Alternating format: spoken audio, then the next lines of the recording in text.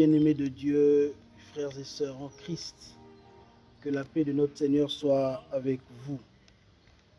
Nous célébrons le 16e dimanche du temps ordinaire de l'année liturgique A. Et aujourd'hui, comme le dimanche dernier, le Seigneur emploie encore une fois la même stratégie. Il parle avec ses disciples en parabole. Explicitement, en ce jour, il en applique 3. Il utilise 3 paraboles. La parabole de l'ivraie, la parabole de la moutarde, de la graine de la moutarde, et la parabole du levain.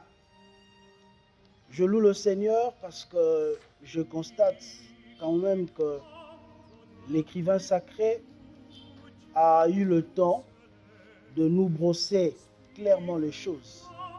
Le Christ parle d'un côté en parabole et de l'autre côté, il donne lui-même les explications nécessaires à la compréhension de plus d'un. Que Dieu soit loué.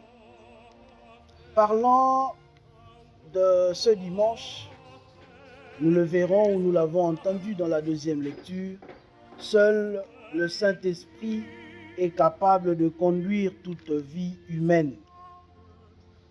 En Jean chapitre 15, verset 5, il est dit « Sans moi, vous ne pouvez rien faire ».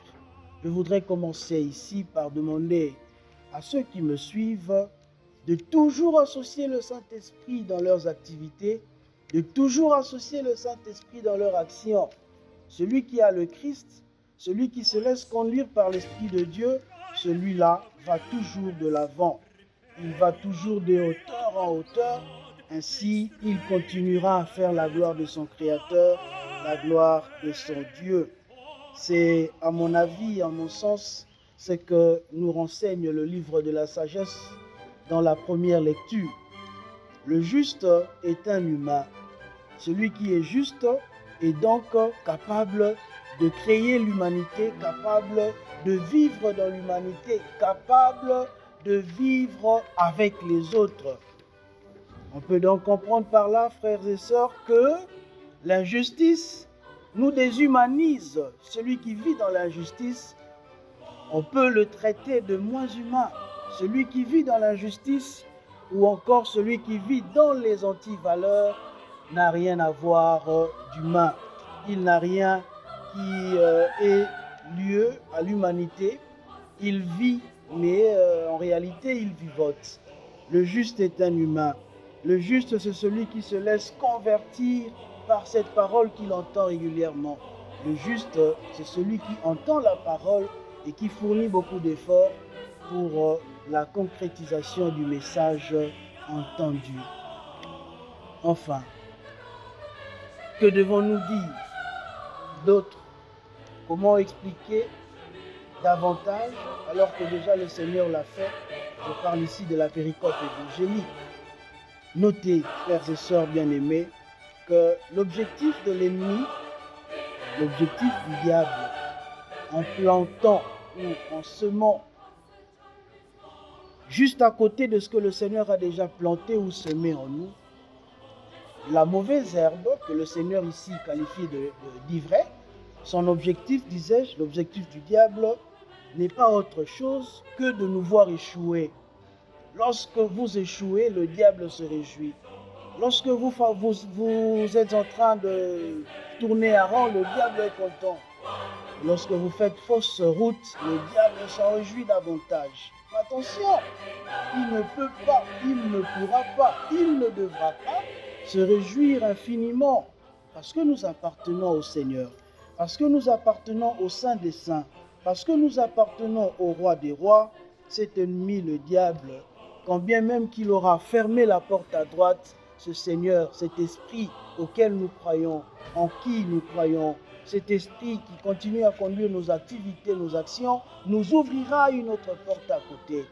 Lorsque le diable ferme une porte pour l'enfant de Dieu, le Saint-Esprit ouvre une autre porte pour cet enfant de Dieu. Telle est ma conviction, telle doit être aussi votre conviction si vous le voulez bien. j'aimerais quand même que vous partagiez avec moi cette conviction-là. Et le Seigneur dit de ne pas enlever cette mauvaise herbe qui étouffe un tout petit peu la bonne herbe. Mais oui, laissez-les pousser ensemble. Il viendra un moment où le mal s'éloignera petit à petit de la vie de tout enfant de Dieu.